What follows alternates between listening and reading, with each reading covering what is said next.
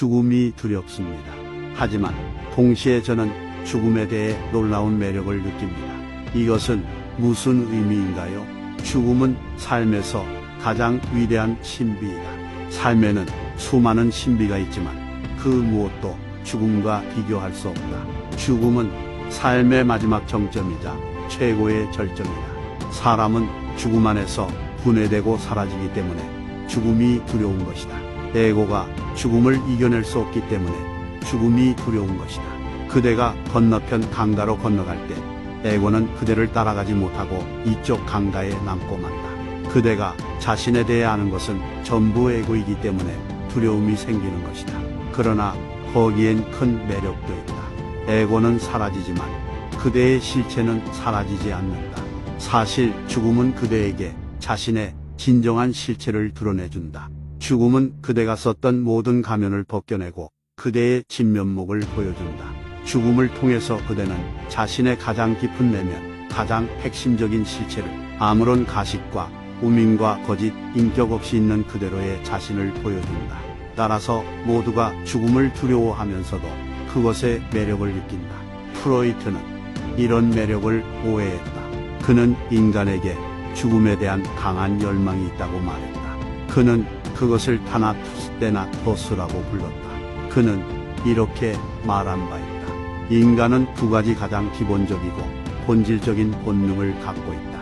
하나는 에로스, 즉 영원 불멸의 삶에 대한 깊은 열망이다. 그리고 다른 하나는 타나토스, 즉 모든 것을 끝내고 싶은 죽음에 대한 열망이다. 그는 신비가가 아니었기 때문에 모든 핵심을 오해했다. 그는 죽음이 삶을 끝내는 것이라는 한 가지 측면만 알았다. 죽음이 삶의 최종적인 종말이라고 여겼던 것이다.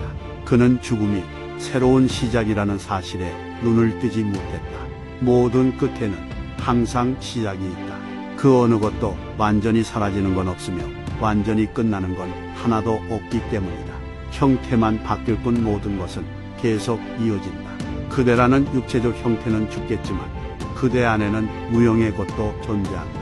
그대의 육체는 사라지겠지만 그대의 내면에는 육체가 아닌 뭔가가 있다. 그대의 세속적인 부분은 흙으로 돌아가겠지만 그대의 내면에는 새로운 여행, 새로운 순례를 시작하게 될 초월의 존재가 존재한다. 그대가 에고에 대해 생각한다면 죽음은 두려움을 만들어낸다. 그대가 자신의 진정한 존재를 생각한다면 죽음은 그대에게 매력을 준다. 그래서 사람은 왠지 모르게 죽음에 대해 매료된다. 그대가 그것을 분명하게 자각하면 죽음은 변형에 대한 깊은 이해, 변화를 위한 강력한 에너지가 될 수 있다. 두려움과 매력 모두를 이해하려고 노력해보라. 그리고 그 둘이 서로 반대라고 여기지 말라. 그 둘은 서로 겹치지 않고 서로 상반되지도 않는다. 그 둘은 서로 간섭하지 않는다. 두려움은 에고의 방향으로 나아가고 매력은 에고가 없는 자기 셀프라는 전혀 다른 차원으로 향한다. 그리고 매력은 두려움보다 훨씬 더 중요하다. 명상가는 두려움을 극복해야 한다. 그는 죽음을 초대하고 죽음과 사랑에 빠져야 한다. 죽음은 명상가에게 보시기 때문에 그는 죽음을 기다리는 게 아니라 스스로 죽음을 앞장서서 불러들여야 한다. 그리고 명상가는 육체의 죽음 이전에 먼저 죽는다. 그것은 삶에서 가장 아름다운 경험 가운데 하나이다.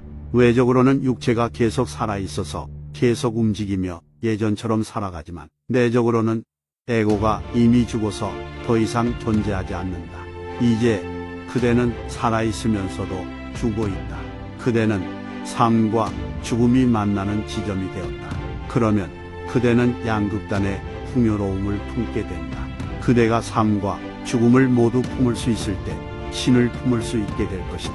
신은 삶과 죽음 둘 다이기 때문이다. 신의 한쪽 얼굴은 삶이고 다른 쪽 얼굴은 죽음이다. 죽음이라는 화두는 매우 아름답다. 그것을 문제로 여기지 말라. 그것을 명상하라. 죽음을 자신의 명상으로 삼으라.